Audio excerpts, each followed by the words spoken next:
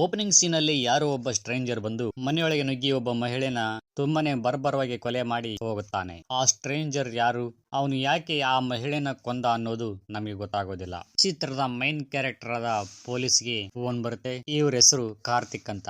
Sir, Prabhakar surrender ಆಗಿದ್ದಾನೆ, ಏನಾದ್ರೂ questions ಕೇಳುವಾಗಿದ್ನಪ್ಪ ಅಂತಂದ್ರೆ ಬನ್ನಿ ಅಂತ ಹೇಳ್ತಾರೆ ಆ ಕಡೆಯಿಂದ ಫೋನ್ ಮಾಡಿದ ವ್ಯಕ್ತಿ. ಸರಿ ಬಂದೆ ಇರಿ ಅಂತೇಳಿ ಬರ್ತಾನೆ ಕಾರ್ತಿಕ್. ಪ್ರಭಾಕರ್ನ ನೋಡಕ್ಕೆ ಪೊಲೀಸ್ ಬರ್ತಾನೆ. ಬಂದು ಚಲೋ ಮಾಡಪ್ಪ ನಿನ್ ಸ್ಟೋರಿನ ಅಂತಾರೆ. ಚಿತ್ರದ ಹೀರೋ ಚಾಲೂ ಮಾಡ್ತಾನ ತನ್ನ ಸ್ಟೋರಿನ ಹೇಳೋಕೆ. ಇವನೇ ನೋಡ್ರಪ್ಪ ನಾಯಕ ನಟ ಪ್ರಭಾಕರ್ ಅಂತ ಇವನ ಹೆಸರು. ಇವನು ಒಂದು ಕಂಪನಿಯಲ್ಲಿ ಕನ್ಸ್ಟ್ರಕ್ಷನ್ ಕೆಲಸ ಮಾಡ್ತಾ ಇರ್ತಾನೆ. ಇವನು ಸದ್ಯಕ್ಕೆ ಏಕಾಂಗಿಯಾಗಿ ಒಂದು ವಠಾರದಲ್ಲಿ ವಾಸ ಮಾಡ್ತಾ ಇರ್ತಾನೆ. ಹಾಗೇನೆ ಇವನು ಪಕ್ಕದ ಮನೆಯಲ್ಲಿ ಚಿತ್ರದ ನಾಯಕಿಯಾದ ಧಾರಣಿ ಇರ್ತಾಳೆ. ಪ್ರತಿದಿನನೂ ಇಬ್ರು ಒಂದೇ ಸಮಯಕ್ಕೆ ಭೇಟಿ ಆಗ್ತಾ ಇರ್ತಾರೆ. ಈ ಒಂದು ಸಮಯದಲ್ಲಿ ಇವರ ಪರಿಚಯನೂ ಸಹ ಹೀಗೆ ಮುಂದುವರಿಯುತ್ತದೆ. ಈ ಒಂದು ವಿಷಯನ ಅಬ್ಸರ್ವ್ ಮಾಡಿದ ಧಾರಣಿ ಗೆಳತಿ ಪ್ರತಿದಿನ ಏನ್ ನಿಮ್ ಕತೆ ಅಂತಾಳೆ. ಹಾಗೇನಿಲ್ಲ ಕಣೆ, ಸುಮ್ನೆ ಅವನ ಬಗ್ಗೆ ಇಲ್ಲದ್ದು ಸಲದ್ದು ಹೇಳ್ಬೇಡ, ಅವನೊಂಥರ ಡೀಸೆಂಟ್ ಹುಡುಗ, ನೋಡೋಕೆ ಒಳ್ಳೆಯವನ್ ತರ ಕಾಣ್ತಾನೆ ಅಂತ ಹೇಳ್ತಾಳೆ ಧಾರಿಣಿ. ಸರಿ, ಆದ್ರೂ ಸ್ವಲ್ಪ ಹುಷಾರಾಗಿರುವಂತ ಸಜೆಷನ್ ಕೊಡ್ತಾಳೆ ಗೆಳತಿಯಾದ ರೂಪ. ಹೀಗಿರುವಾಗ ಒಂದು ದಿನ ಧಾರಣಿ ಶಾಪಿಂಗ್ ಮಾಡೋಕಂತ ಹೋಗ್ತಾಳೆ. ಅಲ್ಲಿ ಒಬ್ಬ ಸ್ಟ್ರೇಂಜರ್ ನ ನೋಡ್ತಾಳೆ. ನೋಡಿ ಎದುರಿಕೊಂಡು ಅಲ್ಲಿಂದ ಹೊರಗೆ ಬರುತ್ತಾಳೆ. ಅವನಿಂದ ತಪ್ಪಿಸಿಕೊಂಡು ತನ್ನ ಮನೆಗೆ ಬರ್ತಾಳೆ. ಬಂದು ನಡೆದ ವಿಷಯನ ಅವರ ಅಮ್ಮನಿಗೆ ಹೇಳ್ತಾಳೆ. ಅಮ್ಮ, ವಂಶಿ ಇಲ್ಲಿಗೂ ಬಂದಿದ್ದಾನೆ, ನನ್ನ ನೋಡ್ಬಿಟ್ಟ ಶಾಪಿಂಗ್ ಮಾಲ್ ಅಲ್ಲಿ, ನಾನು ಅವನಿಂದ ತಪ್ಪಿಸಿಕೊಂಡು ಹೆಂಗ ಬಂದ್ಬಿಟ್ಟೆ ಇಲ್ಲಿಗೆ ಅಂತ ಅವ್ರ ಅಮ್ಮನಿಗೆ ವಿಷಯ ತಿಳಿಸ್ತಾಳೆ ಧಾರಿಣಿ. ಅಷ್ಟರಲ್ಲಿ ಧಾರಿಣಿ ಮನೆಯ ಡೋರ್ನ ಯಾರೋ ತಟ್ಟುತ್ತಾರೆ. ಟಕ್ ಟಕ್ ಟಕ್ ಟಕ್ ಟಕ್ ಟಕ್ ಟಕ್ ಟಕ್ ಟಕ್ ಅನ್ನೋ ಹಾಗೆ. ಇವ್ರಿಗೆ ಇಲ್ಲಿ ಭಯ. ಅವರಮ್ಮ ಸಮಾಧಾನವಾಗಿ ಬಾಗಿಲು ತೆಗೆಯೋ ಪ್ರಯತ್ನ ಮಾಡುತ್ತಾಳೆ. ಆದರೆ ಅವರು ತೆಗೆದ್ರು ಅಥವಾ ಇಲ್ವೋ ಅನ್ನೋದು ನಮಗೆ ಗೊತ್ತಾಗೋದಿಲ್ಲ. ಯಾಕಂದ್ರೆ ಸೀನ್ ಸೀದಾ ಚಿತ್ರದ ಹೀರೋ ಕಡೆ ಶಿಫ್ಟ್ ಆಗುತ್ತೆ.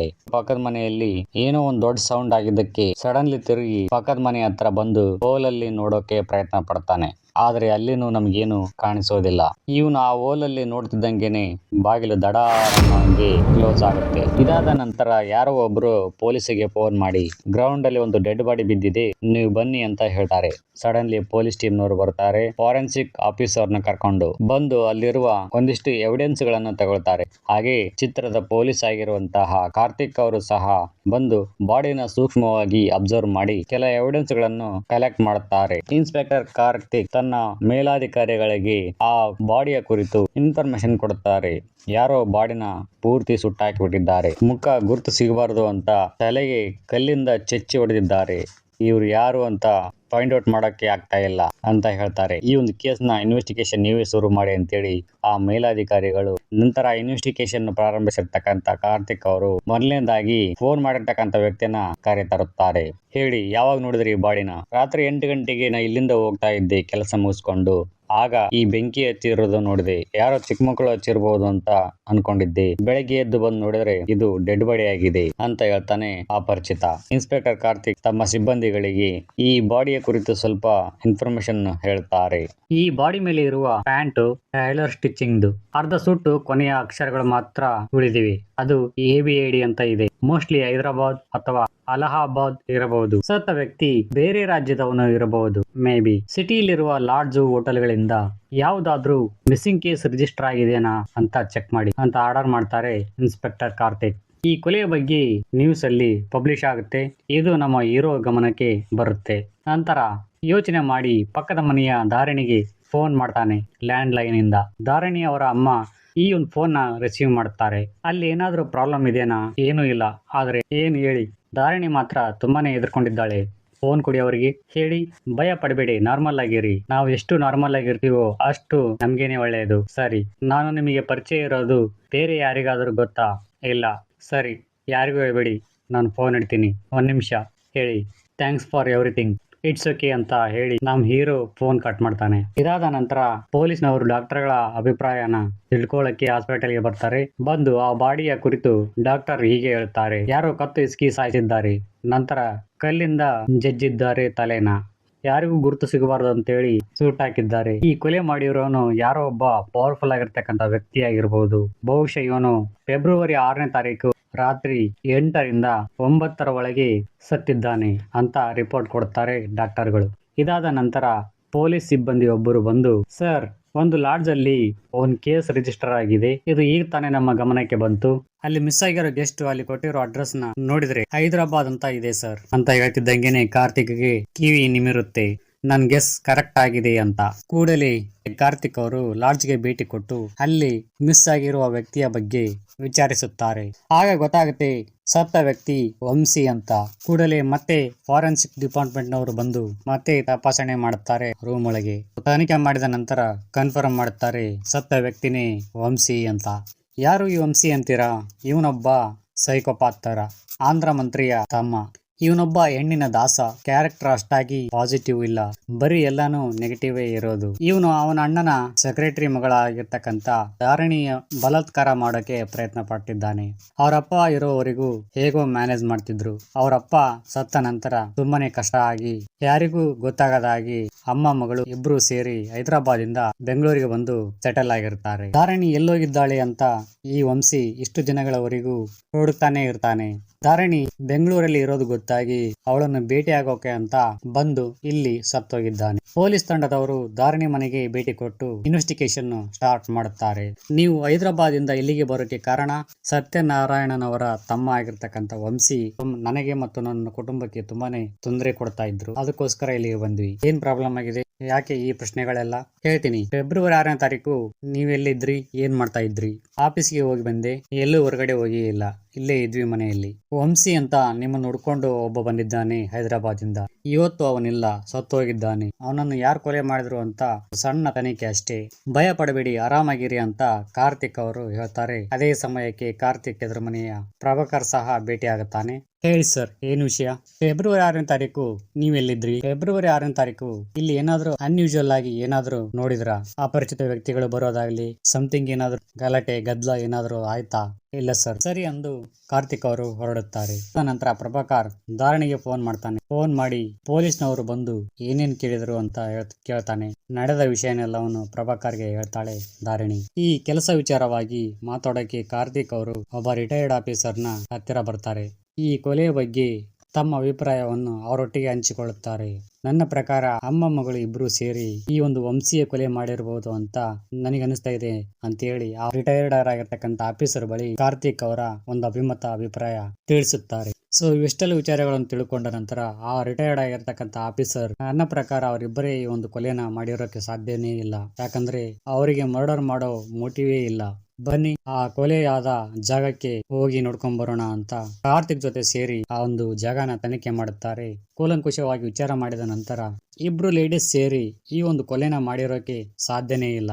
ಬಹುಶಃ ಇವರಿಗೆ ಯಾರಾದ್ರೂ ಒಬ್ರು ಬಲವಾದ ವ್ಯಕ್ತಿ ಸಹಾಯ ಮಾಡಿರಬಹುದು ಊಹೆ ಮಾಡ್ತಾರೆ ಆ ರಿಟೈರ್ಡರ್ ಆಗಿರ್ತಕ್ಕಂಥ ಆಫೀಸರ್. ಇವರ ಮಾತನ್ನ ಕಾರ್ತಿಕ್ ಅವರು ಒಪ್ಕೊಳ್ತಾ ಇಲ್ಲ.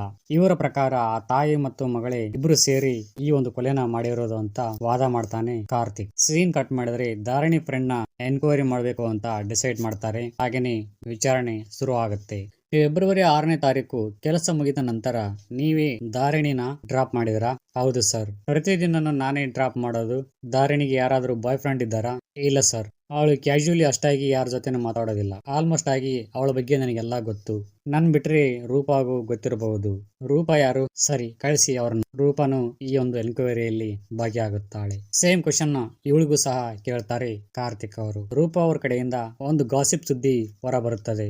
ಅದೇ ಎದುರು ಮನೆಯ ಪ್ರಭಾಕರ್ಗೂ ಮತ್ತು ಧಾರಣಿಗೂ ಪ್ರತಿದಿನ ಮೀಟ್ ಆಗುವ, ಪ್ರತಿದಿನ ಇವರಿಬ್ರು ಕೆಲಸಕ್ಕೆ ಹೊರಡುವಾಗ ಆ ಕಡೆಯಿಂದ ಅವಳು ಈ ಕಡೆಯಿಂದ ಇವನು ಇಬ್ರು ಸೇರ್ಕೊಂಡು ಮೀಟ್ ಆಗ್ತಾರೆ ಅನ್ನೋ ವಿಷಯ ಪೊಲೀಸ್ನವರಿಗೆ ಗೊತ್ತಾಗುತ್ತೆ. ಈ ಒಂದು ವಿಷಯನ ತಿಳ್ಕೊಂಡು ಪೊಲೀಸ್ನವರು ನಿಗೂಢವಾಗಿ ಇವ್ರನ್ನ ಫಾಲೋ ಮಾಡಿ ಇವರಿಂದ ಏನಾದ್ರೂ ಸಿಗುತ್ತೇನೋ ಎವಿಡೆನ್ಸ್ಗಳು ಅಂತೇಳಿ ಗುಟ್ಟಾಗಿ ಅಬ್ಸರ್ವ್ ಮಾಡ್ತಾ ಇರ್ತಾರೆ. ಆದ್ರೆ ಇವರ ಒಂದು ದುರದೃಷ್ಟಕ್ಕೆ ಅವ್ರ ಕಡೆಯಿಂದ ಏನು ಕ್ಲೂಗಳು ಸಿಗೋದಿಲ್ಲ. ಹೀಗಿರುವಾಗ ಪ್ರಭಾಕರ್ ಅವರು ಈ ಹಿಂದೆ ಏನಾಗಿದ್ರು ಅನ್ನೋ ಕಾರ್ತಿಕ್ ಅವರಿಗೆ ಗೊತ್ತಾಗುತ್ತೆ. ಪ್ರಭಾಕರ್ ಒಬ್ಬ ನಿಷ್ಠಾವಂತ ಪೊಲೀಸ್ ಆಫೀಸರ್ ಅಂತ ಗೊತ್ತಾಗುತ್ತೆ ಕಾರ್ತಿಕ್ಗೆ. ಆಗ ಕಾರ್ತಿಕ್ ಪ್ರಭಾಕರ್ ಬಗ್ಗೆ ಇನ್ಫಾರ್ಮೇಶನ್ ಕಲೆಕ್ಟ್ ಮಾಡುತ್ತಾರೆ. ಇನ್ನಷ್ಟು ತಿಳ್ಕೊಳ್ಳೋಕೆ ಪ್ರಭಾಕರ್ ಅವ್ರ ಜೊತೆ ಕೆಲಸ ಮಾಡಿದ ಕೆಲ ಸಿಬ್ಬಂದಿಗಳ ಫೋನ್ ಮುಖಾಂತರ ಜಾಸ್ತಿ ಇನ್ಫಾರ್ಮೇಶನ್ ಕಲೆಕ್ಟ್ ಮಾಡುತ್ತಾರೆ ಕಾರ್ತಿಕ್ ಅವರು ಪ್ರಭಾಕರ್ ಅವರ ಬಗ್ಗೆ. ಆಗ ಸೀನ್ ಪ್ರಭಾಕರ್ ಅವರ ಕರ್ತವ್ಯದ ಸನ್ನಿವೇಶಗಳು ನಮ್ಮ ಕಣ್ಣಿಗೆ ಗೋಚರಿಸುತ್ತವೆ. ಕಾಂಟ್ರಾಕ್ಟ್ ಕಿಲ್ಲರ್ ಆದ ಆಲಿ ಒಬ್ಬ ದೊಡ್ಡ ರೌಡಿನ ಅರೆಸ್ಟ್ ಮಾಡಿ ಜೈಲಿಗೆ ಹಾಕಿರ್ತಾನೆ ಪ್ರಭಾಕರ್. ಅದು ಅಲ್ಲದೆ ಜೈಲಿಗೆ ಹೋಗೋ ಮುನ್ನ ಪ್ರಭಾಕರ್ಗೆ ಒಂದು ಬೆದರಿಕೆ ಬೇರೆ ಹಾಕಿರ್ತಾನೆ. ನಾನು ಹೊರಗಡೆ ಬಂದ್ರೆ ನಿನ್ನ ಮಾತ್ರ ಸುಮ್ಮನೆ ಬಿಡೋದಿಲ್ಲ ಅಂತ. ಈಗ ಸೀನ್ ಮತ್ತೆ ಪ್ರೆಸೆಂಟ್ಗೆ ಬರುತ್ತೆ. ಇಲ್ಲಿ ಕಾರ್ತಿಕ್ ಪ್ರಭಾಕರ್ನ ಭೇಟಿ ಆಗುತ್ತೆ ಮತ್ತೆ ಇನ್ಫಾರ್ಮೇಶನ್ಗೋಸ್ಕರ ಪ್ರಭಾಕರ್ ಕೆಲಸ ಮಾಡೋ ಜಾಗಕ್ಕೆ ಬಂದು, ನೀವು ಹಿಂದೆ ಪೊಲೀಸ್ ಆಗಿದ್ರಿ ಅಂತ ನಮಗೆ ಗೊತ್ತಾಯ್ತು. ಸರಿ, ಏನಾಗಬೇಕಾಗಿತ್ತು? ಅಮ್ಮ ಮಗಳು ಕೊಲೆ ಮಾಡಿರಬಹುದು ಅಂತ ನನಗೆ ಅನಿಸ್ತಿದೆ. ಆದರೆ ಸರಿಯಾಗಿ ಕ್ಲೂಗಳು ಸಿಗುತ್ತಿಲ್ಲ, ಅವರೇ ಕೊಲೆ ಮಾಡಿದ್ದಾರೆ ಅಂತ. ಈ ಕೊಲೆಯ ಬಗ್ಗೆ ಏನಾದರೂ ಕ್ಲೂಗಳು ಗೊತ್ತಾ? ಗೊತ್ತಿದ್ರೆ ಹೇಳಿ, ನನಗೆ ಹೆಲ್ಪ್ ಆಗುತ್ತೆ. ಅವ್ರ ಮೇಲೆ ನಿಮಗೆ ಅಷ್ಟು ಅನುಮಾನ ಇದ್ರೆ ಕರ್ಕೊಂಡೋಗಿ ಒಳಗೆ ಹಾಕೊಂಡು ರುಬ್ಬೋದಲ್ವಾ ಅಂತ ಹೇಳಿ ಅವ್ರ ಕಡೆ ಜಾಸ್ತಿ ಗಮನ ಹರಿಸದೆ ತನ್ನ ಕೆಲಸದ ಕಡೆ ಗಮನ ಕೊಡುತ್ತಾರೆ ಪ್ರಭಾಕರ್ ಅವರು. ಪ್ರಭಾಕರ್ ಈಗ ಅಂದ ತಕ್ಷಣ ಕಾರ್ತಿಕ್ಗೆ ಇವನ ಮೇಲೆ ಇನ್ನಷ್ಟು ಅನುಮಾನ ಶುರುವಾಗುತ್ತೆ. ಸಡನ್ಲಿ ಪ್ರಭಾಕರ್ ಕೆಲಸ ಮಾಡ್ತಿದ್ದ ಸ್ಟೇಷನ್ಗೆ ಭೇಟಿ ಕೊಟ್ಟು ಪ್ರಭಾಕರ್ ಅಟೆಂಡ್ ಮಾಡಿದ ಕೆಲಸಗಳೆಲ್ಲವೂ ಪೆಂಡಿಂಗ್ ಅಲ್ಲಿ ಇರೋದಿಲ್ಲ, ಎಲ್ಲ ಕೇಸ್ಗಳು ಸಾಲ್ವ್ ಆಗಿರ್ತವೆ. ಇದು ಕಾರ್ತಿಕ್ ಗಮನಕ್ಕೆ ಬರುತ್ತೆ. ಈ ಕುರಿತು ರಿಟೈರ್ ಆಫೀಸರ್ ಜೊತೆ ಅಭಿಪ್ರಾಯ ತಿಳಿಸುತ್ತಾರೆ. ಇದಾದ ಮೇಲೆ ಇದ್ದಕ್ಕಿದ್ದ ಹಾಗೆ ಪ್ರಭಾಕರ್ ಪೊಲೀಸ್ ಸ್ಟೇಷನ್ಗೆ ಬಂದು ಸರೆಂಡರ್ ಆಗ್ತೇನೆ ಅಂತ ಬರ್ತಾರೆ. ಸಿನಿಮಾ ಸ್ಟಾರ್ಟ್ ಆಗ್ಬೇಕಾದ್ರೆ ನೋಡಿದ್ವಲ್ಲ, ಅದೇ ಸೀನ್ ಇವಾಗ ಇಲ್ಲಿ ಕಂಟಿನ್ಯೂ ಆಗ್ತಾ ಇದೆ. ಇಲ್ಲಿ ಪ್ರಭಾಕರ್ ತನ್ನ ಹಳೆಯ ಸ್ಟೋರಿನ ಹೇಳ್ತಾನೆ ಕಾರ್ತಿಕ್ ಮುಂದೆನೆ. ಧಾರಿಣಿ ಮತ್ತು ನಾನು ಲವರ್ಸ್, ಇದು ನಮ್ಮಿಬ್ಬರಿಗೆ ಬಿಟ್ರೆ ಬೇರೆ ಯಾರಿಗೂ ಗೊತ್ತಿಲ್ಲ. ಇವಳ ಮುಖಾಂತರ ನನಗೆ ವಂಶಿ ಬಗ್ಗೆ ಗೊತ್ತಾಯ್ತು, ಅವನು ಎಷ್ಟು ಹಿಂಸೆ ಕೊಟ್ಟಿದ್ದಾನೆ ಅಂತ. ಅದಕ್ಕೋಸ್ಕರ ನಾನು ಧಾರಿಣಿಗೋಸ್ಕರ ಎಂತ ರಿಸ್ಕ್ ಬೇಕಾದ್ರೂ ತಗೊಳ್ಳಕ್ಕೆ ರೆಡಿ ಆದೆ ಆ ಕ್ಷಣದಿಂದ. ಹೀಗಿರುವಾಗ ಫೆಬ್ರವರಿ 6ನೇ ತಾರೀಕಿಗೆ ವಂಶಿ ಧಾರಿಣಿನ ಹುಡ್ಕೊಂಡು ಬಂದ ನಮ್ಮ ಮನೆ ಹತ್ತಿರ. ಆಗ ನನಗೆ ಗೊತ್ತಾಯ್ತು ಇವನೇ ವಂಶಿ ಅಂತ. ಆಗ ನಾನು ಧಾರಿಣಿ ಅವರು ಹೊಸ ಮನೆಗೆ ಶಿಫ್ಟ್ ಆದ್ರು ರೀಸೆಂಟ್ ಆಗಿ, ನನ್ನ ನಂಬರ್ ತಗೊಳ್ಳಿ, ಹಾಗೇನೆ ಅಡ್ರೆಸ್ನು ತಗೊಳ್ಳಿ, ಸಂಜೆ ಸಿಗುತ್ತಾರೆ ನೋಡಿ ಅಂತ ಹೇಳಿ ವಂಶಿನ ಅಲ್ಲಿಂದ ಕಳುಹಿಸಿದೆ. ಇವನು ನಾನು ಕೊಟ್ಟಿರೋ ಅಡ್ರೆಸ್ಗೆ ಪಕ್ಕ ಒಂದೇ ಬರ್ತಾನೆ ಅಂತ ನನಗೆ ಗೊತ್ತಿತ್ತು. ಅದಕ್ಕೋಸ್ಕರ ಹೇಗಾದ್ರೂ ಮಾಡಿ ವಂಶಿನ ಕೊಲ್ಲಬೇಕು ಅಂತ ಡಿಸೈಡ್ ಮಾಡಿದೆ. ಅಂದುಕೊಂಡ ಹಾಗೆ ವಂಶಿ ನಾನು ಹೇಳಿದ ಸಮಯಕ್ಕೆ ಗ್ರೌಂಡ್ಗೆ ಬಂದ. ಅವನು ಬರ್ತಿದ್ದಂಗೆ ನಾನು ಅವನ ಮೇಲೆ ಅಟ್ಯಾಕ್ ಮಾಡಿದೆ. ಈ ನಮ್ಮ ಇಬ್ಬರ ಜಗಳದಲ್ಲಿ ನಾನು ಚೆನ್ನಾಗಿ ಹೊಡೆದು ಸಾಯಿಸಿ ಅವನ ಮುಖ ಗುರುತು ಸಿಗಬಾರದು ಅಂತ ಒಂದು ಕಲ್ಲಿಂದ ಚಚ್ಚಿ ನಂತರ ಪೆಟ್ರೋಲ್ ಹಾಕಿ ಆ ಬಾಡಿನ ಸುಟ್ಟಾಕ್ಬಿಟ್ಟೆ. ಯಾರಿಗೂ ಗೊತ್ತಾಗಲ್ಲ ಅನ್ಕೊಂಡಿದ್ದೆ, ಆದ್ರೆ ನಿಮ್ಮ ಕೆಂಗಣ್ಣು ಧಾರಿಣಿ ಮತ್ತು ಅವರ ಅಮ್ಮನ ಮೇಲೆ ಬಿತ್ತು. ಯಾರು ಸಂತೋಷವಾಗಿರಬೇಕು ಅಂತ ನಾನು ಈ ಕೆಲಸ ಮಾಡಿದ್ನೋ ಅವರು ನೀ ಕೊಡೋ ಟಾರ್ಚರ್ ಇಂದ ತುಂಬಾನೇ ಕಷ್ಟ ಅನುಭವಿಸ್ತಾ ಇದ್ದಾರೆ. ಅವ್ರ ಕಷ್ಟ ನೋಡೋಕ್ಕಾಗದೇನೆ ನಾನೇ ಬಂದು ಸರೆಂಡರ್ ಆಗಿಬಿಟ್ಟೆ ಅಂತ ಪ್ರಭಾಕರ್ ಕಾರ್ತಿಕ್ಗೆ ಹೇಳ್ತಾರೆ. ಈ ವಿಷಯನ ತಿಳ್ಕೊಂಡು ಕಾರ್ತಿಕ್ ಧಾರಿಣಿ ಮನೆಗೆ ಬರ್ತಾರೆ. ಮತ್ತೆ ಕೆಲವೊಂದಿಷ್ಟು ಅನುಮಾನಗಳನ್ನು ಬಗೆಹರಿಸಿಕೊಳ್ಳಲು ಬಂದು ಕೇಳ್ತಾರೆ ಧಾರಿಣಿಗೆ, ಪ್ರಭಾಕರ್ ನಮಗೆ ಸರೆಂಡರ್ ಆಗಿದ್ದಾನೆ, ನಿಮ್ಗೂ ಅವ್ರಿಗೂ ಏನ್ ಸಂಬಂಧ? ನಿಮ್ಗೋಸ್ಕರ ವಂಶಿನ ಕೊಲೆ ಮಾಡಿದೆ ಅಂತ ಒಪ್ಕೊಂಡಿದ್ದಾನೆ, ಇದಕ್ಕೆ ನೀವೇನು ಹೇಳ್ತೀರಾ? ನಾನು ಇದುವರೆಗೂ ಅವ್ರ ಜೊತೆ ಒಂದು ಮಾತನ್ನು ಸಹ ಆಡಿಲ್ಲ, ಕ್ಯಾಶುಯಲ್ ಆಗಿ ಸ್ಮೈಲ್ ಮಾಡ್ತಿದ್ದೆ ಅಷ್ಟೇ. ಇದು ಬಿಟ್ರೆ ಬೇರೇನೂ ಇಲ್ಲ ನಮ್ಮಿಬ್ಬರ ನಡುವೆ. ಅವರ ಲ್ಯಾಂಡ್ ಲೈನ್ ಇಂದ ನಿಮಗೆ ಪದೇ ಪದೇ ಫೋನ್ ಬಂದಿರೋದು ಸಹ ನಮಗೆ ಗೊತ್ತು. ಫೋನ್ ಬರ್ತಾ ಇತ್ತು, ಆದ್ರೆ ಯಾರು ಆ ಕಡೆಯಿಂದ ಯಾರು ಮಾತಾಡ್ತಾನೆ ಇರಲಿಲ್ಲ. ಅದಕ್ಕೋಸ್ಕರ ನಾವು ಅಷ್ಟಾಗಿ ರೆಸ್ಪಾನ್ಸ್ ಸಹ ಮಾಡ್ತಿರ್ಲಿಲ್ಲ. ನಿಮ್ಗೂ ಮತ್ತು ಪ್ರಭಾಕರ್ಗೂ ಏನು ಪರಿಚಯನೂ ಇಲ್ಲ. ನಿಮ್ಗೂ ಮತ್ತು ವಂಶಿಗೂ ಇರುವ ವೈರತ್ವದ ಬಗ್ಗೆ ಪ್ರಭಾಕರ್ಗೆ ಹೇಗೆ ಗೊತ್ತಾಯ್ತು? ಇದು ನನಗೂ ಸಹ ಗೊತ್ತಾಗ್ತಾ ಇಲ್ಲ ಅಷ್ಟಾಗಿ ಅಂತ ಹೇಳ್ತಾಳೆ ಧಾರಿಣಿ. ಹೀಗಿರುವಾಗ ಸಿಬ್ಬಂದಿಯೊಬ್ಬರು ಬಂದು ಕಾರ್ತಿಕ್ ಹತ್ತಿರ ನೀವೇನ್ ಪ್ರಶ್ನೆಗಳು ಕೇಳಿದ್ರು ಅವೆಲ್ಲವೂ ಪ್ರಭಾಕರ್ ಅವರ ರೂಮ್ ನಿಂದ ನಾವು ಕೇಳಿಸ್ಕೊಳ್ತಾ ಇದ್ದೀವಿ ರೆಕಾರ್ಡಿಂಗ್ ಮುಖಾಂತರ ಲೈವ್ ಅಲ್ಲಿ ಅಂತ ಹೇಳ್ತಾರೆ. ಸರಿ ಬನ್ನಿ ನೋಡೋಣ ಅಂತೇಳಿ ಪ್ರಭಾಕರ್ ಇರೋ ರೂಮಿಗೆ ಬಂದು ಚೆಕ್ ಮಾಡ್ತಾರೆ. ಅಲ್ಲಿ ಪ್ರಭಾಕರ್ ಅವರು ಧಾರಿಣಿ ಮನೆಯಲ್ಲಿ ಏನೇ ಮಾತಾಡಿದ್ರು ಸಹ ಪ್ರಭಾಕರ್ ಅವರ ರೂಮಲ್ಲಿ ಕೇಳ್ತಾ ಇರುತ್ತೆ. ಹಾಗೆ ಅವರ ಮನೆಯಲ್ಲಿ ತುಂಬಾ ಕಡೆ ಮೈಕ್ ಗಳನ್ನು ಸೆಟಪ್ ಮಾಡಿರ್ತಾನೆ ಪ್ರಭಾಕರ್. ಇದನ್ನೆಲ್ಲ ನೋಡಿ ಕಾರ್ತಿಕ್ಗೆ ಮತ್ತಷ್ಟು ತಲೆ ಕೆಟ್ಟ ಹೋಗುತ್ತೆ. ಇವನ್ ಯಾರೋ ಒಳ್ಳೆ ಮೆಂಟಲ್ ನನ್ ಮಗ ಅನ್ಸುತ್ತೆ, ಇಲ್ಲಿ ನಾನೇ ಮೆಂಟಲ್ ಅಂದ್ರೆ ಇವನು ನನಗೂ ಮೆಂಟಲ್ ನನ್ ಮಗ ಅನ್ಸುತ್ತೆ ಅಂತ ಟೆನ್ಷನ್ ತಗೊಳ್ತಾನೆ ಕಾರ್ತಿಕ್. ನಂತರ ಕಾರ್ತಿಕ್ ಅವರು ಒಬ್ಬ ಸೈಕಿಯಾಟ್ರಿಸ್ಟ್ ನ ಕರೆಸಿ ಪ್ರಭಾಕರ್ನ ಜೊತೆ ಮಾತಾಡಿಸ್ತಾರೆ. ಆಗ ಪ್ರಭಾಕರ್ ಆ ಸೈಕಿಯಾಟ್ರಿಸ್ಟ್ ಹತ್ತಿರ ತನ್ನ ಪ್ರೀತಿಯ ಕುರಿತು ಒಂದಿಷ್ಟು ಭಾವನೆಗಳನ್ನು ಹೇಳುತ್ತಾರೆ. ಹಾಗೇನೆ ಧಾರಿಣಿ ತಂಟೆಗೆ ಯಾವನಾದ್ರೂ ಬಂದ್ರೆ ನಾನು ಮಾತ್ರ ಸುಮ್ನೆ ಬಿಡೋದಿಲ್ಲ, ಅದು ಯಾರೇ ಆಗಿರ್ಲಿ, ನನಗೆ ಧಾರಿಣಿ ಸಂತೋಷನೇ ಮುಖ್ಯ ಅಂತ ಆ ಸೈಕಿಯಾಟ್ರಿಸ್ಟ್ ಹತ್ರ ಸ್ವಲ್ಪ ರೂಢ ಆಗಿ ಹೇಳ್ತಾರೆ ಪ್ರಭಾಕರ್. ತಪಾಸಣೆ ಆದ ನಂತರ ಡಾಕ್ಟರ್ ಕಾರ್ತಿಕ್ಗೆ ಹೀಗೆ ಹೇಳ್ತಾರೆ, ಅವನ ಸಿಚುವೇಶನ್ ತುಂಬಾ ಕ್ರಿಟಿಕಲ್ ಆಗಿದೆ. ಆ ಮನುಷ್ಯ ಯಾವ ಟೈಮಲ್ಲಿ ಹೇಗೆ ಇರ್ತಾನೆ, ಹೇಗೆ ರಿಯಾಕ್ಟ್ ಮಾಡ್ತಾನೆ ಅಂತ ಊಹೆ ಮಾಡೋಕ್ಕೂ ಆಗೋದಿಲ್ಲ. ಕ್ಷಣಕ್ಕೂ ಅವನ ಮೈಂಡ್ ಡೈವರ್ಟ್ ಆಗ್ತಾನೆ ಇದೆ. ಸ್ವಲ್ಪ ಅವನ ಬಗ್ಗೆ ಹುಷಾರಾಗಿರಿ ಅಂತ ಹೇಳಿ ಹೋಗ್ತಾರೆ ಡಾಕ್ಟರ್. ಇವೆಲ್ಲವನ್ನು ವೀಕ್ಷಣೆ ಮಾಡ್ತಿದ್ದ ರಿಟೈರ್ಡ್ ಆಫೀಸರ್ ಹೇಳ್ತಾನೆ, ಈ ಕೇಸ್ ಹಿಂಗೆಲ್ಲ ತಿರುವು ಪಡೆಯುತ್ತೆ ಅಂತ ನಾನು ಅನ್ಕೊಂಡಿರ್ಲಿಲ್ಲ Karthik, I think case is close ಅಂತ ಹೇಳ್ತಾರೆ ರಿಟೈರ್ಡ್ ಆಫೀಸರ್. ಆಗ ಸಡನ್ಲಿ ಕಾರ್ತಿಕ್ ಏನೋ ಒಳೆಯುತ್ತೆ. ಕಾರ್ತಿಕ್ ತಾನು ಹಿಂದೆ ಧಾರಿಣಿ ಮನೆಗೆ ಇನ್ವೆಸ್ಟಿಗೇಷನ್ಗೆ ಹೋದಾಗ ಧಾರಿಣಿ ಮನೆಯಲ್ಲಿ ಕೆಲವೊಂದಿಷ್ಟು ಸನ್ನಿವೇಶಗಳನ್ನು ಅಬ್ಸರ್ವ್ ಮಾಡಿರ್ತಾನೆ. ಮುರಿದು ಹೋದ ಡೋರ್ ಲಾಕ್, ಗೋಡೆ ಮೇಲೆ ಇರುವ ಒಂದು ಡ್ಯಾಮೇಜ್ ಆದ ಒಂದು ಸ್ಟ್ಯಾಂಡ್ ನ ತುದಿ, ಮುರಿದು ಹೋದ ಟೇಬಲ್, ಇವೆಲ್ಲವೂ ಫ್ಲಾಶ್ ಆಗ್ತವೆ ಕಾರ್ತಿಕ್ಗೆ.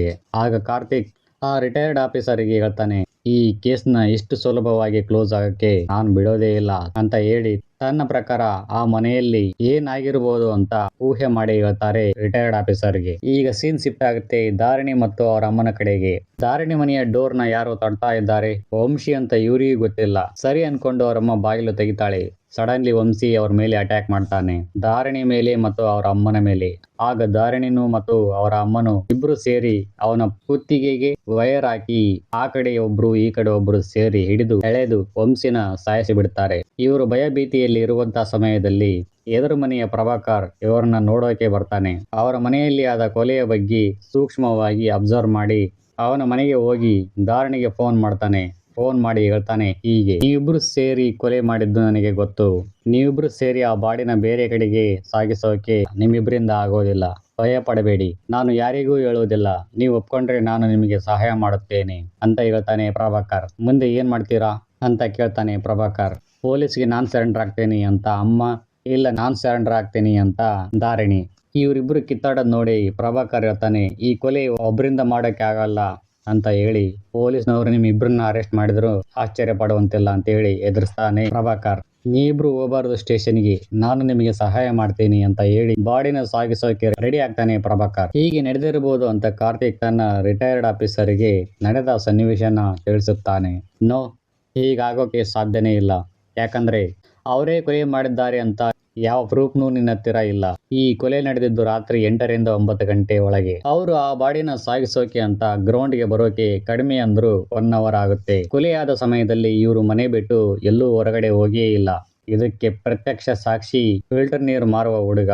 ಇವನು ಆ ಕ್ಯಾನ್ ನ ಡೆಲಿವರಿ ಮಾಡಿದ್ದು ರಾತ್ರಿ 8:20ಕ್ಕೆ ಅಂತ ಮೆನ್ಷನ್ ಆಗಿದೆ. ಆ ಟೈಮಲ್ಲಿ ಅಮ್ಮ ಮಗಳು ಮನೆಯಲ್ಲಿದ್ರು ಅನ್ನೋದಕ್ಕೆ ಈ ಹುಡುಗನೇ ಪ್ರತ್ಯಕ್ಷ ಸಾಕ್ಷಿ. ಹೀಗಿರುವಾಗ ಅರ್ಧ ಗಂಟೆ ಸಮಯ ಅವಕಾಶದಲ್ಲಿ ವಂಶಿನ ಕೊಂದು ಅವರ ಮನೆಯಿಂದ ಆ ಬಾಡಿನ ಗ್ರೌಂಡ್ಗೆ ತಂದು ಸುಡೋಕೆ ಅಂತೂ ಅಸಾಧ್ಯ. It's not impossible. ಈ ಕೊಲೆ ಮಾಡಿದ್ದು ಅಮ್ಮ ಮಗಳಲ್ಲ, ಪ್ರಭಾಕರ್ನೇ ಮಾಡಿದ್ದು ಅಂತ ರಿಟೈರ್ ಆಫೀಸರ್ ಕಾರ್ತಿಕ್ಗೆ ಹೇಳ್ತಾರೆ. ಆಗ ಕಾರ್ತಿಕ್ಗೆ ಇನ್ನಷ್ಟು ತಲೆ ಕೆಟ್ಟೋಗುತ್ತೆ. ಅಯ್ಯೋ ಏನ್ ಮಾಡೋದು ಗುರು ಅಂತ. ಹೀಗಿರುವಾಗ ಕಾರ್ತಿಕ್ ಸ್ಟೇಷನ್ ನಲ್ಲಿ ಈ ಕೇಸ್ ವಿಚಾರವಾಗಿ ತಲೆ ಕೆಡಿಸ್ಕೊಂಡಿರ್ತಾನೆ. ಆಗ ಸಡನ್ಲಿ ಏನೋ ಫ್ಲಾಶ್ ಆಗುತ್ತೆ ಕಾರ್ತಿಕ್ಗೆ. ಆಗ ಫೆಬ್ರವರಿ 6ನೇ ತಾರೀಕಿಗೆ ಬಂದಿರೋ ಎಲ್ಲ ನ್ಯೂಸ್ ಪೇಪರ್ಗಳನ್ನು ತನಿಖೆ ಮಾಡುತ್ತಾರೆ. ಮಾಡಿ ಕೆಲವೊಂದಿಷ್ಟು ವಿಷಯಗಳನ್ನು ತಿಳ್ಕೊಳ್ತಾರೆ. ಇದಾದ ನಂತರ ಪ್ರಭಾಕರ್ ಕೆಲಸ ಮಾಡುವಂತ ಸ್ಟೇಷನ್ಗೆ ಫೋನ್ ಮಾಡಿ ಪ್ರಭಾಕರ್ ಅವರ ಹಿನ್ನೆಲೆ ತಿಳ್ಕೊಳ್ತಾರೆ. ಪ್ರಭಾಕರ್ನ ಒಂದು ಜಾಗಕ್ಕೆ ಕರ್ಕೊಂಡು ಬರ್ತಾರೆ ಕಾರ್ತಿಕ್ ಅವರು. ಆಕ್ಚುಲಿ ಇಲ್ಲಿ ಆ ವಂಶಿನ ಕೊಲೆ ಮಾಡಿರೋದು ಧಾರಣಿ ಮತ್ತು ಅವರ ಅಮ್ಮನೆ. ಆದ್ರೆ ಇಲ್ಲಿ ಒಂದು ಅಲ್ಟಿಮೇಟ್ ಟ್ವಿಸ್ಟ್ ರಿವೀಲ್ ಆಗುತ್ತೆ. ಅದೇನೆಂದ್ರೆ ವಂಶಿ ಸತ್ತಿರೋದು ಫೆಬ್ರವರಿ 6ನೇ ತಾರೀಕಿಗೆ ಅಲ್ಲ, ಫೆಬ್ರವರಿ 4ನೇ ತಾರೀಕಿಗೆ. ಈ ಫೆಬ್ರವರಿ 6ನೇ ತಾರೀಕಿಗೆ ಪ್ರಭಾಕರ್ ಯಾರೋ ಒಬ್ಬ ರೌಡಿನ ಕೊಲೆ ಮಾಡಿರ್ತಾನೆ. ಈ ಕೊಲೆ ಮಾಡಿ ಆ ಬಾಡಿನ ಒಂದು ನದಿಗೆ ಹಾಕಿರ್ತಾನೆ. ಆ ಬಾಡಿ ತೇಲುತ್ತಾ ಹೋಗಿ ಬೇರೆ ಸ್ಟೇಷನ್ ನ ಲಿಮಿಟ್ ಅಲ್ಲಿ ಸಿಗುತ್ತೆ. ಆಗ ಆ ಸ್ಟೇಷನ್ ಅವರು ಇದೊಂದು ಅನಾಥ ಶವ ಅಂದು ನ್ಯೂಸ್ ಪೇಪರ್ ಅಲ್ಲಿ ಪಬ್ಲಿಷ್ ಮಾಡಿರುತ್ತಾರೆ. ಇದು ಕಾರ್ತಿಕ್ ಗಮನಕ್ಕೆ ಬಂದಿರುತ್ತೆ. ಪ್ರಭಾಕರ್, ನೀನು ಧಾರಣಿನ ಕಾಪಾಡೋದಕ್ಕೋಸ್ಕರ ಯಾರೋ ಒಬ್ಬರನ್ನ ಕೊಲೆ ಮಾಡಿ ಈ ಕೇಸನ್ನ ಡೈವರ್ಟ್ ಮಾಡೋಕೆ ಏನೇನು ಮಾಡಿಬಿಟ್ಟೆ. ನಿಜ ಹೇಳು, ಈಗಲಾದ್ರೂ ನಿನ್ನ ಆತ್ಮಸಾಕ್ಷಿಯನ್ನು ಮುಟ್ಟಿಕೊಂಡು ಅಂತ ಹೇಳ್ತಾನೆ ಕಾರ್ತಿಕ್ ಪ್ರಭಾಕರ್ಗೆ. ಆಗ ಪ್ರಭಾಕರ್ ಇರೋ ಸತ್ಯವನ್ನು ಎಳೆ ಎಳೆಯಾಗಿ ಕಾರ್ತಿಕ್ನ ಮುಂದೆ ಬಿಚ್ಚಿಡುತ್ತಾನೆ. ಈ ಕಥೆಯ ಸಾರಾಂಶವನ್ನು. ನಾನು ಮೊದಲ ಬಾರಿಗೆ ಧಾರಣಿಯನ್ನು ನೋಡಿದಾಗ ಆಶ್ಚರ್ಯಪಟ್ಟೆ, ಹಾಗೇನೆ ಸಂತೋಷನೂ ಆಯಿತು. ಯಾಕಂದ್ರೆ ಧಾರಣಿ ನೋಡೋಕೆ ಸೇಮ್ ನನ್ನ ಹೆಂಡತಿಯ ತರಾನೇ ಇದ್ದಳು. ನನ್ನ ಹೆಂಡತಿ ಸಾಯೋಕೆ ಮುಖ್ಯ ಕಾರಣನೇ ನಾನು ಅರೆಸ್ಟ್ ಮಾಡಿ ಜೈಲಿಗೆ ಹಾಕಿದ್ದ ವ್ಯಕ್ತಿ ಆಲಿ. ಇವನು ಜೈಲಿನಿಂದ ತಪ್ಪಿಸಿಕೊಂಡು ಬಂದು ನನ್ನ ಹೆಂಡತಿಯನ್ನು ಕೊಲ್ಲುತ್ತಾನೆ. ಅದೇ ನಾವು ಫಸ್ಟ್ ಸೀನ್ ಅಲ್ಲಿ ನೋಡಿದ್ವಲ್ಲ, ಆ ಕೊಲೆ ಮಾಡಿದ್ದೆ ಆಲಿ. ಈ ಒಂದು ಕಾರಣಕ್ಕೋಸ್ಕರನೇ ನಾನು ಪ್ರತಿದಿನ ಧಾರಣಿನ ಅದೇ ಸಮಯಕ್ಕೆ ನೋಡುತ್ತಿದ್ದದ್ದು, ಒಂದೇ ಸಮಯಕ್ಕೆ ಭೇಟಿ ಆಗುತ್ತಿದ್ದದ್ದು. ಯಾಕಂದ್ರೆ ನನ್ನ ಹೆಂಡತಿ ನೆನಪಿಗೋಸ್ಕರ ಇದನ್ನೆಲ್ಲ ಮಾಡುತ್ತಿದ್ದೆ. ಹೀಗಿರುವಾಗ ಆಲಿ ಇಲ್ಲಿದ್ದಾನೆ ಅಂತ ವಿಷಯ ಗೊತ್ತಾಯಿತು. ಅವನು ಹುಡುಕುತ್ತಾ ನನ್ನ ಕೆಲಸಕ್ಕೆ ರಿಸೈನ್ ಮಾಡಿ ಇಲ್ಲಿಗೆ ಬಂದೆ. ಫೆಬ್ರವರಿ 6ನೇ ತಾರೀಕಿಗೆ ಇವನು ಇರೋ ಜಾಗ ನನಗೆ ಗೊತ್ತಾಯಿತು. ಆಗ ನಾನು ಅವನನ್ನು ಕೊಲೆ ಮಾಡಿಬಿಟ್ಟೆ. ಧಾರಣಿ ಮತ್ತು ಅವರಮ್ಮ ಇಬ್ರು ತಮ್ಮ ಆತ್ಮರಕ್ಷಣೆಗೋಸ್ಕರ ವಂಶನ ಕೊಲೆ ಮಾಡಿದ್ದಾರೆ ಅಂತ ಗೊತ್ತಾಗಿ ಅವರನ್ನು ಹೇಗಾದ್ರೂ ಮಾಡಿ ಈ ಕೇಸಿಂದ ಪಾರು ಮಾಡಬೇಕೆಂದು ಡಿಸೈಡ್ ಮಾಡಿದೆ. ನಾನು ಸರೆಂಡರ್ ಆಗೋ ಮುನ್ನ ಧಾರಣಿನ ಭೇಟಿಯಾಗಿ ನನ್ನ ಹಿಂದಿನ ಕಥೆಯನ್ನು ಧಾರಣಿಗೆ ಹೇಳಿದೆ. ನೀವು ಕೊಲೆ ಮಾಡಿದ್ದು ನಿಮ್ಮ ಆತ್ಮರಕ್ಷಣೆಗೋಸ್ಕರ, ಆದರೆ ನಾನು ಕೊಲೆ ಮಾಡಿದ್ದು ನನ್ನ ಸೇಡಿಗೋಸ್ಕರ. ಅದಕ್ಕೋಸ್ಕರ ನಾನೇ ಸರೆಂಡರ್ ಆಗ್ತೀನಿ ಅಂತ ಧಾರಣಿಗೆ ವಿಷಯ ತಿಳಿಸುತ್ತಾನೆ. ಆಗ ಧಾರಣಿಗೆ ಪ್ರಭಾಕರ್ ಮೇಲೆ ಲೈಟ್ ಆಗಿ ಲವ್ ಆಗುತ್ತೆ. ಹಾಗೆ ತಬ್ಕೊಳ್ತಾಳೆ. ಈ ಕಡೆ ಕಾರ್ತಿಕ್ಗೆ ಇನ್ನೂ ಗೊಂದಲ ಇದೆ. ಪ್ರಭಾಕರ್ ಯಾಕೆ ಹೀಗೆ ಮಾಡಿಕೊಂಡ ಅಂತ. ಈ ವಿಚಾರವಾಗಿ ಆಳಕ್ಕೆ ಇಳಿದಂತೆ ಒಂದು ವಿಷಯ ಮನವರಿಕೆ ಆಗುತ್ತೆ. ಅದೇನೆಂದರೆ, ತನ್ನ ಹೆಂಡತಿಯಂತೆ ಇರುವ ಧಾರಣಿನ ಉಳಿಸುವುದಕ್ಕೋಸ್ಕರ ಹಾಲಿನ ಕೊಲೆ ಮಾಡಿ ಆ ಕೊಲೆನ ನಾನೇ ಮಾಡಿದ್ದು ಅಂತ ತನ್ನ ಮೇಲೆ ಹಾಕಿಕೊಂಡಿದ್ದಾನೆ ಅಂತ ವಿಚಾರ ಗೊತ್ತಾಗುತ್ತೆ ಕಾರ್ತಿಕ್ಗೆ. ಪ್ರಭಾಕರ್ನ ಈ ತ್ಯಾಗವನ್ನು ನೋಡಿದ ಕಾರ್ತಿಕ್ ಕರುಣೆ ಅನುಕಂಪದಿಂದ ವಂಶನ ಕೊಲೆ ಮಾಡಿದ್ದು ಧಾರಣಿ ಮತ್ತು ಅವರಮ್ಮ ಅಂತ ಎಲ್ಲೂ ಹೇಳದೆ ಪ್ರಭಾಕರ್ನನ್ನು ಮಾತ್ರ ಈ ಕೇಸಲ್ಲಿ ಹೀರೋ ಆಗಿ ಮಾಡುತ್ತಾನೆ.